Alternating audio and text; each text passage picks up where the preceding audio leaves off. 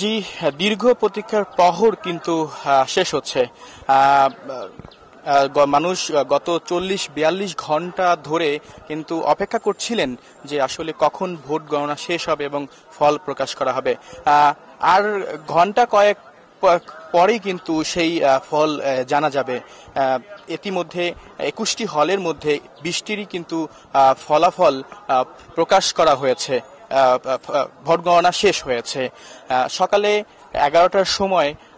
বিশ্ববিদ্যালয় প্রক্টর এবং নির্বাচন কমিশনের সদস্য সচিব AKM রশিদুল আলম তিনি আমাদের সঙ্গে কথা বলেছিলেন। তিনি তখন কিন্তু আসলে জানিয়েছিলেন যে আসলে 2টার মধ্যে তাদের ভোট গণনার কার্যক্রম শেষ হবে এবং তিনি আমাদেরকে আরেকটি বিষয় জানিয়েছেন যে আসলে দীর্ঘ 33 বছর পর এই জাকসু বিশ্ববিদ্যালয় নির্বাচন হচ্ছে এবং এই নির্বাচনের সঙ্গে তাদের অনেকেই প্রথমবার পরিচিত হয়েছেন, যার জন্যই কিন্তু তাদের এই দীর্ঘ সময় লাগছেন এবং তারা বলছেন যে আসলে যেহেতু সময় নিচ্ছেন তারা সবকিছুই ঠিকঠাকভাবে করতে চাচ্ছেন সময় নিয়ে, যাতে পরবর্তীতে নির্বাচনকে নিয়ে কেউ কোনো ধরনের যেন প্রশ্ন করতে না পারে, সেসব বিষয়ের জন্যই আসলে তারা সময় নিয়েই কিন্তু এই ভোট গণনার কার্যক্রম পরিচালনা করছেন।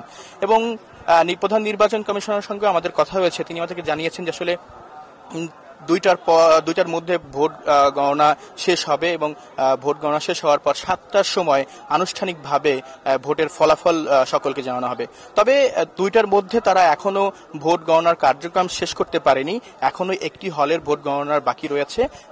ধারণা করা হচ্ছে সেটি শেষ করতে আরো 1 ঘন্টা অর্থাৎ 3টা কিংবা 2.5টারও বেশি সময় লাগতে পারে।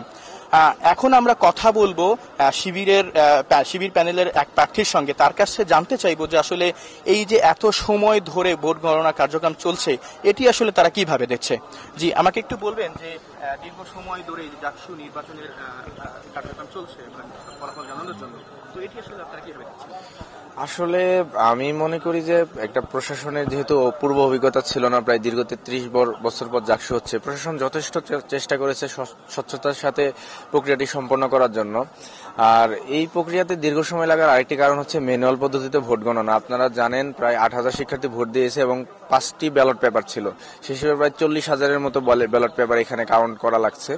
তো এটি ম্যানুয়ালি করার কারণে মানে বিশেষ কিছু প্যানেলের অভিযোগের প্রেক্ষিতে, মানে ঠুনকো হাস্যকর কিছু অভিযোগের প্রেক্ষিতে তার প্রশাসন সিদ্ধান্ত নিয়েছে ম্যানুয়ালি করবে, এই জন্য দীর্ঘ সময় লাগতেছে।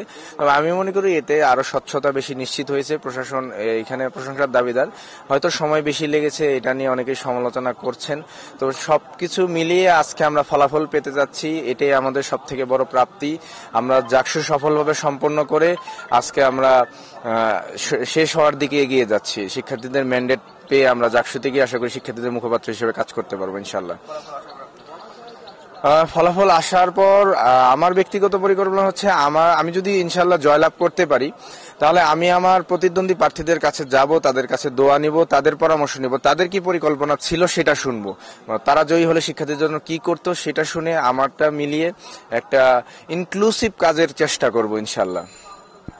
জি, যেমনটি শুনলেন আসলে তারা বলছেন যে আসলে এই যে দীর্ঘ সময় ধরে ভোট গণনার কার্যক্রম চলছে এটি আসলে তারা পজিটিভ ভাবেই নিচ্ছেন, কারণ তারা বলছেন যে আসলে এরই মাধ্যমে আসলে স্বচ্ছতা প্রকাশ পাবে এবং সঠিক একটা সুষ্ঠু ফলাফল তারা পাবেন।